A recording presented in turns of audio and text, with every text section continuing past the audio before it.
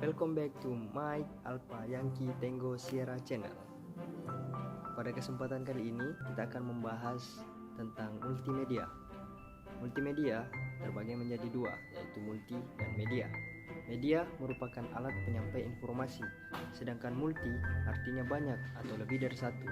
Dengan kata lain, multimedia adalah gabungan dari beberapa alat penyampai informasi. Nah, alat penyampai informasi ini dapat berupa teks, audio, gambar, video, dan animasi. Kesimpulannya, multimedia adalah alat yang dapat membuat presentasi yang dinamis, interaktif, yang mengkombinasikan teks, audio, video, gambar, dan animasi.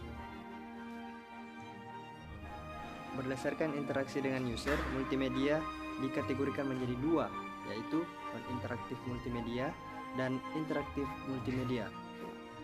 Dalam non-interaktif multimedia, pengguna tidak mempunyai kemampuan untuk mengatur, mengendalikan terhadap informasi yang diterima dari penyedia multimedia dan tidak adanya interaksi timbal balik. Contohnya seperti film atau demo tutorial.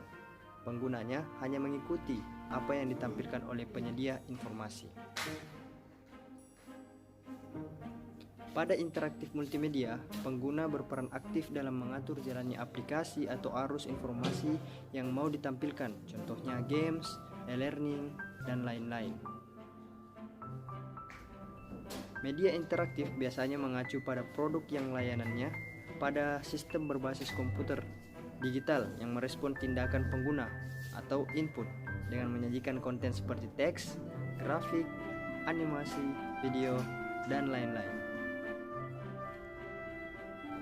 Selanjutnya kita akan membahas implementasi multimedia dalam bidang pendidikan. Implementasi multimedia dalam bidang pendidikan digunakan untuk memproduksi kursus pelatihan berbasis komputer yang biasa dipopulerkan dengan nama CBT dan buku referensi seperti ensiklopedia dan almanak, dan juga dalam penyampaian bahan ajar secara interaktif dan dapat mempermudah pembelajaran karena didukung oleh berbagai aspek seperti suara, audio, video, animasi, teks, dan grafik.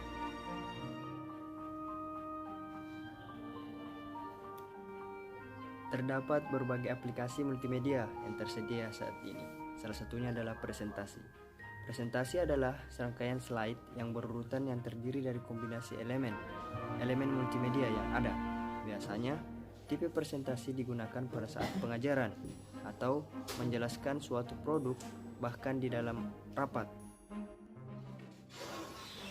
Pola presentasi ada 4. Yang pertama yaitu jenis linear. Jenis ini digunakan pada saat pengguna ingin melakukan atau melihat informasi dalam urutan yang tetap. Pengguna hanya diperbolehkan untuk bergerak maju atau mundur.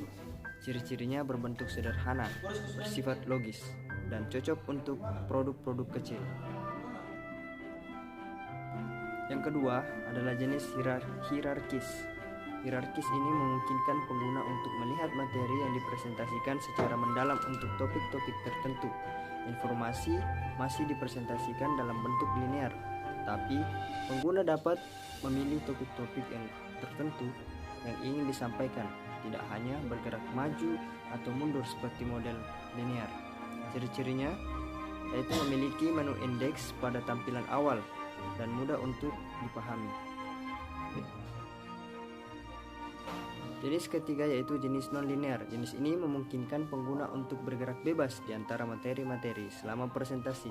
Kebanyakan presentasi yang menggunakan model ini biasanya memiliki sifat interaktif, misalnya menyajikan permainan-permainan. Ciri-cirinya adalah bersifat sangat fleksibel.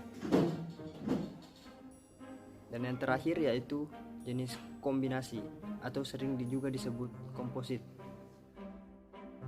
Jenis ini berbentuk gabungan dari bagian-bagian model linear, hierarkis, dan juga non-linear. Contoh sederhananya yaitu presentasi yang menggunakan model linear untuk topik pengenalan, model hierarkis untuk memilih topik-topik utama yang ingin disampaikan, dan terakhir yaitu model non-linear untuk menjelaskan topik utama yang dipilih secara terperinci. pembahasan kita yang terakhir yaitu aplikasi pengolah multimedia. Contohnya yang pertama Media Player, beberapa softwarenya yaitu Windows Media Player, Winamp, Power DVD. Dan yang kedua Image Editor, contohnya Adobe Photoshop, CorelDRAW. Yang ketiga Audio Video Editor, contohnya Adobe Premiere Pro, Windows Movie Maker. Yang keempat Image Viewer, contohnya XNView, Microsoft Picture Manager. Dan yang terakhir Graphic 3D, contohnya 3D via Shapes.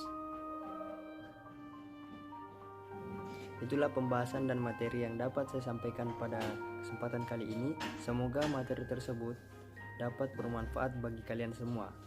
Sekian dan terima kasih. Salam Mike Alpha Yankee Tango Sierra.